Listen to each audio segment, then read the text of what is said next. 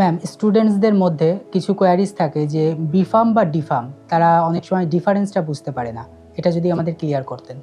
Actually pharmacy সেকশনের এই দুটো হচ্ছে primary difference, diploma in pharmacy, bachelor in pharmacy.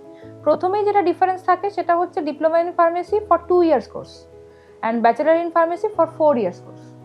তো ডিপ্লোমা ইন ফার্মেসি, ডিপ্লোমা যে কোনো কোর্সে যখন আমরা ডিপ্লোমা করি, মানে this is not the graduation course, this is গ্র্যাজুয়েশনের নিচে যে কোর্সটা হয়, that is diploma in pharmacy. Diploma in ফার্মেসিতে ব্যাচেলার ইন ফার্মেসির মতো সবই থাকবে, but the prospect of the syllabus is short.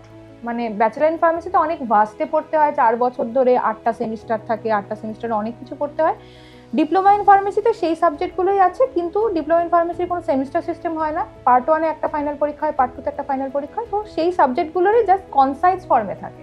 তো বেসিক ডিফারেন্স স্টুডেন্টকে যেটা, ওরা তো মানে কোর্সে এন্ট্রি না করলে বুঝতে পারবে না যে আদৌ সিলেবাসে কি আছে।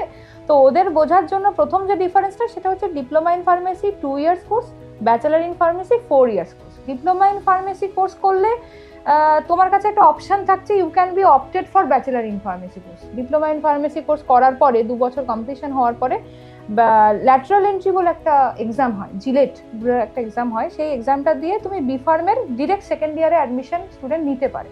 সেক্ষেত্রে তার 4 বছর আর কমপ্লিট করতে হচ্ছে না, 3 বছরের মধ্যে তার ব্যাচেলার ডিগ্রিটা কমপ্লিট হয়ে যাচ্ছে। মানে টোটাল এইদিকে 3 বছর, ওদিকে 2 বছর, 5 বছর যদি সে তার কেরিয়ারে ইনভেস্ট করে after HS, so he or she will eligible for both the diploma in pharmacy and bachelor in pharmacy. So this is the basic difference. Ma'am, একদম শেষ প্রশ্ন আপনার কাছে। এই যেই সব স্টুডেন্টসরা এই প্রোগ্রামটা দেখছে তাদের জন্য আপনার বার্তা কী হবে?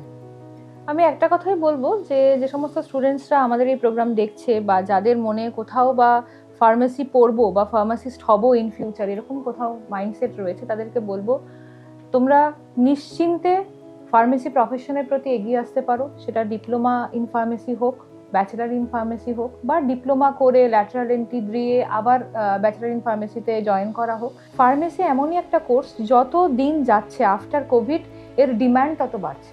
এবং ফার্মেসি এই কারণেই তুমি পড়বে কারণ এর অনেকগুলো সেক্টর হয়। After completion of the course, আমি শুরুতেই বলেছি যে যেহেতু এটা technical course, after completion of course তোমার জবের ওয়ারেন্টি 100%। এবং এই 100% কেন, এই কারণেই বলা যাচ্ছে কারণ ফার্মাসিস্টের অনেকগুলো সেক্টরে এমপ্লয়মেন্ট হয়। যেমন প্রোডাকশানে হয়, কিউএ কিউসিতে হয়, মার্কেটিংয়ে হয়, হসপিটালে হয়, ইন্ডাস্ট্রিতে হয়। এখন নতুন আমাদের ওয়েস্ট বেঙ্গলে তথা কলকাতাতে ফার্মাকোভিজিলেন্স বলে একটা সেক্টর ভীষণভাবে জনপ্রিয় হয়েছে। ফার্মাকোভিজিলেন্স, মেডিকেল রাইটিং, মেডিকেল কোডিং, এইগুলো ওতপ্রোতভাবে ফার্মেসি প্রফেশনের সাথেই জড়িত।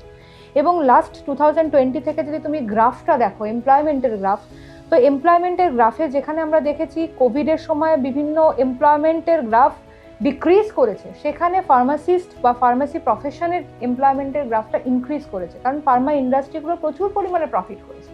তো সেখান থেকে দাঁড়িয়ে যে সমস্ত ছেলেমেয়েরা সদ্য এইচএস পাস করেছে, কি করবে সেটা নিয়ে ভাবছে বা ফার্মাসি করবে কিনা সেটা নিয়ে ভাবছে, তাদের প্রতি আমার বার্তা থাকবে নিঃসন্দেহে ফার্মেসি কোর্সটাতে জয়েন করো। MR group of college and pharmaceutical sciences and research ভীষণভাবে দৃঢ় প্রতিজ্ঞ তোমাদেরকে একটা সুনিশ্চিত ভবিষ্যৎ গড়ে দেওয়ার জন্য। ম্যাম, অসংখ্য ধন্যবাদ আমাদেরকে সময় দেওয়ার জন্য আর আপনার এত ভ্যালুয়েবল ইনসাইট শেয়ার করার জন্য। আশা করি এই ভিডিওটা যারা দেখছে তাদের কাছে ফার্মাসি কোর্স নিয়ে যে এনকোয়ারিগুলো ছিল তাদের কাছে সমস্তটাই পরিষ্কার হয়ে যাবে।